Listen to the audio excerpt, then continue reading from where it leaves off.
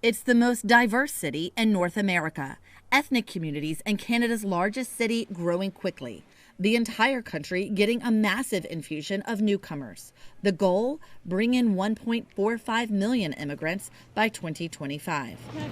Sean Fraser is Canada's immigration minister. The number of newcomers that we welcomed the year prior to forming government was about 240,000 annually. And by 2025, we'll be increasing it to 500,000. So it's been more than doubled in a period of what will be just about a decade. So it's a pretty significant increase. But when I talk to the local business community, when I talk about communities like my own that have come from sort of small town and rural backgrounds, that we're losing people, it's essential that we continue to embrace immigration as a growth strategy. Canada's government is aiming for roughly 60% of newcomers to be in the economic class, people coming to the country for their work skills. Why the influx now?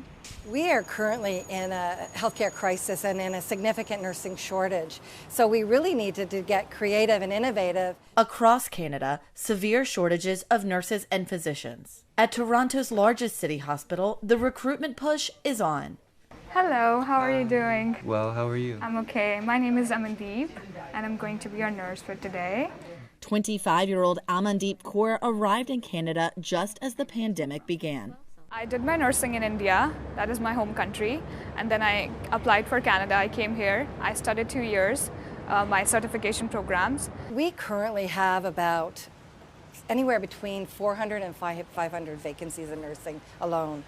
So it's fairly significant. In 2022, immigrants made up 23% of Canada's population, the largest proportion in more than 150 years. I never thought that I would be at this place, like working in a world-class hospital. Toronto's a multicultural city, one of the most diverse in North America. But people here say they need even more immigration to fill key labor shortages. It is a nonpartisan issue in Canada. It really isn't. All the political parties support immigration, and that's probably because that's how the country grew. The Manufacturers and Exporters Trade Association has been lobbying Parliament to up the number to more than the 500,000 a year allowed now. We need more people.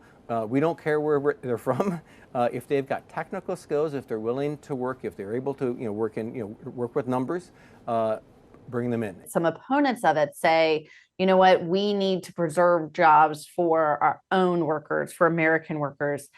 Did you run up against any of that same rhetoric, that kind of opposition in Canada? People saying that we should preserve Canadian jobs for Canadians. Look, that narrative comes up every once in a while. We still have almost 1 million vacancies in the Canadian economy where businesses need workers. Welcoming newcomers actually sustains the jobs of Canadians that are working in businesses now. Refugees are also important to Canada's new immigrant outreach, many coming after the U.S. evacuation when the Taliban took over Afghanistan. So through this Afghan evacuation project, we evacuated almost 400 people from Afghanistan to Pakistan and other countries. And most of them, hundreds of them, came to Canada. Personally, I've felt so. Like I've gotten all the support because I was alone here. So I've gotten all the support from all the communities that are here. So everybody was so helpful. So I think Canada is welcoming and supportive. Amandeep and the other newcomers to Canada are addressing growing labor needs in a country with a rapidly aging population and a record number of people planning retirement. Julia Ainsley, NBC News, Toronto.